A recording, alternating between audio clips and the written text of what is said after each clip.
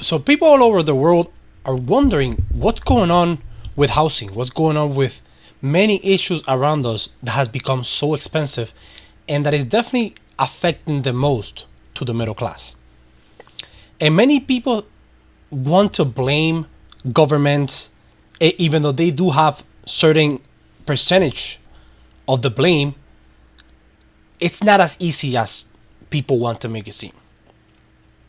Let me get to the point. I'm pretty sure you have probably heard people from UK talking about significant percentage of newer generations, from millennials to Gen Z, that they're never going to be able to buy a house. And that is the same across Spain. That is the same in certain areas of Canada. That is the same in certain cities in the US. And people want to think the problem is corrupt politicians, certain issues, either immigration. And yes, many of those factors do play. And I do think a significant blame does go to governments and the way they're handling the monetary problem. So the point is, governments have been printing a lot of money. And I know you probably heard this, but I'm going to put everything into context. That way you can relate this to how much the degradation, especially of the US dollar and other currencies around the world, how much everything it's related. The main course is currency devaluation. Currency is devaluation has been one of the major issues that's affecting all those people that are saying, hey, we cannot afford a house. It's very difficult even to find rent as it has become extremely expensive. And the main issue is currency devaluation, aka inflation. Why? Because what has been happening, especially in the US since the 1970s and even earlier, the currency has been devalued. And people who do not own assets or have investments that can grow further than the inflation, they're going to be affected significantly comparing to other people. And this is mainly affecting the middle class. Because, for example, if you own a house and you're making a 60K salary, I know it's a pipe dream because nobody can afford that at the moment, but just to simplify it, and a person who has the same salary and is a renter, down the road in 40 years of the whole livelihood working, that person that has a house has a very cushion because assets hold their value a lot more than the inflation that we're currently having. And it's not only about the 2.8%, it's the fact that inflation has become a norm. People think the currency devaluating every year, it's a good thing. But when you actually look back and you try to compare all the things that you used to be able to buy versus now, that's when you realize how much of a problem this is. And I'm going to give you some context. The first example that I want to use is gold. I know many times people use gold as a reference to see how much expensive things have gotten in the past. But I think it's a good reference because this issue got worse since the 1970s when we went away from the gold standard. In 1971, an ounce of gold used to be $35. Guess how much that is right now? Right now, an ounce of gold is $2,350. It's not that gold got more expensive. It's that our dollar had gotten significantly weaker. How much weaker, you may ask? The dollar has been devalued by 98.5% since 1971. And that's why this bleeds into everything. And I'm going to use the example of housing. Many times people have used the example of houses as a reference how much things have gotten expensive compared to previous generations. And I think the example that has been used, it is not an apples to apples comparison because houses back then used to be smaller comparing to now. And I'm going to compare it to square feet. I know many times when you start looking for a house, you may see how much the houses cost by square feet. And this all varies city to city, but I'm going to use an average. That way it gives you a good comparison. So in the 1970s, a new home used to cost around $25 to $30 per square feet. The same right now is $160 to $200, depending on the location. And we're not talking about big cities. Big cities, it's something else. But that big cities are affected more by the demand and the limited availability of those locations rather than just inflation. That's why I'm using an average content. That way people get a better understanding. The other example would be a vehicle.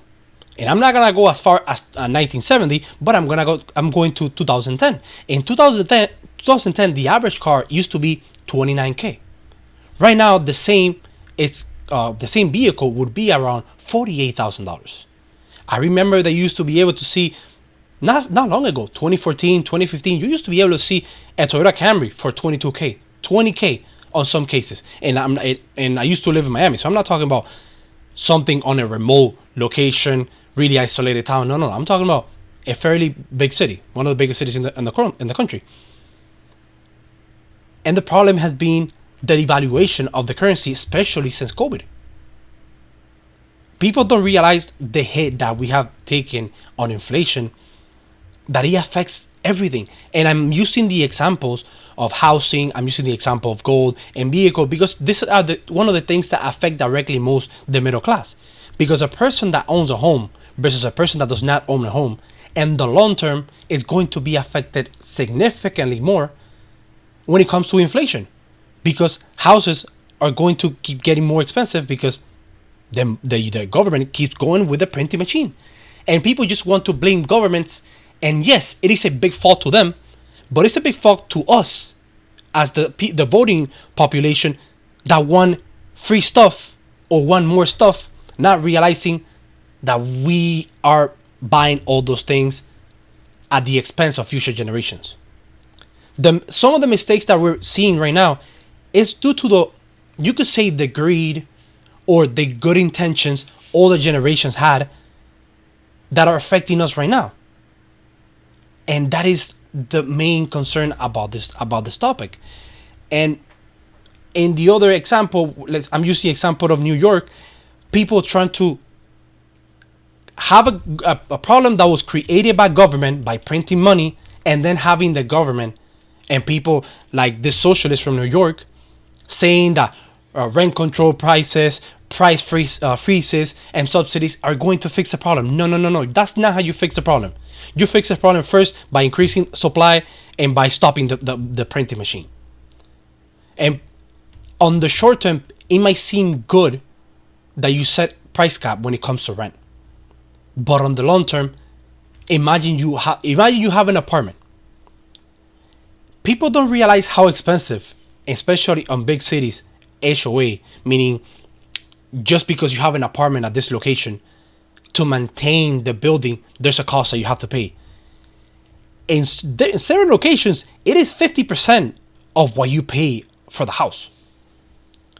And the more expensive that get, and the less gap that you have to actually make money on the property that you own, because the government does not own your money, because you have private property, that affects everything. That affects everything, and it kills the incentives that people, that whenever they need to renew houses, they want to keep everything clean.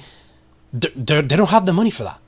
And on the long term, you're gonna have problems with housing, problem with certain things that are in violation when it comes to code, not build property, trying to cut corners, because the money is not there. And I'm going to contrast it with the example of Argentina. How much Argentina, since Javier Milei, who has been there for about a year and some change, he just removed all the controls. He removed rent freezes. He removed price controls.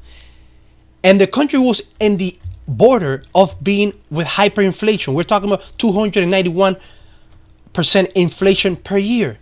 And he said, while I'm in government, there's not going to be printed $1.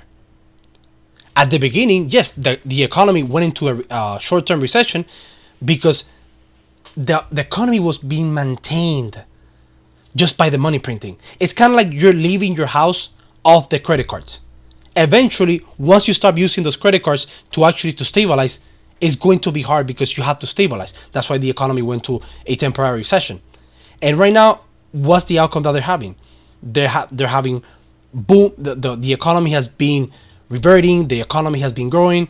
Housing supply has skyrocketed because it is not as people want to make it simple, and government sometimes proposes things that are not based on reality, and that is the problem. Yes, it feels good that your rent doesn't go up in price.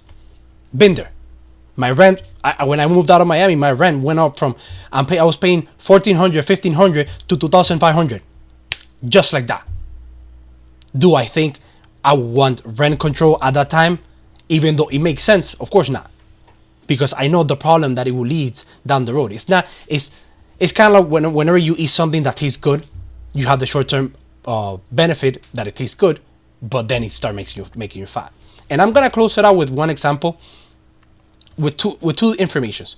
One, how much it has affected houses and their cost. Yes, I'm gonna use the example of Miami, but it represents sort of what big cities in other countries are also seeing. Let me give you the data. So there was this house, that one of the houses that I was looking to buy at that time. That way you can see how the devaluation is killing the middle class. This house, it was in the Miami area suburbs, nothing crazy, not close to Brickell, not close to downtown, not close to the beach either. This house sold in 2019 for $379K. Sorry, $375K. Guess how much that house costs right now?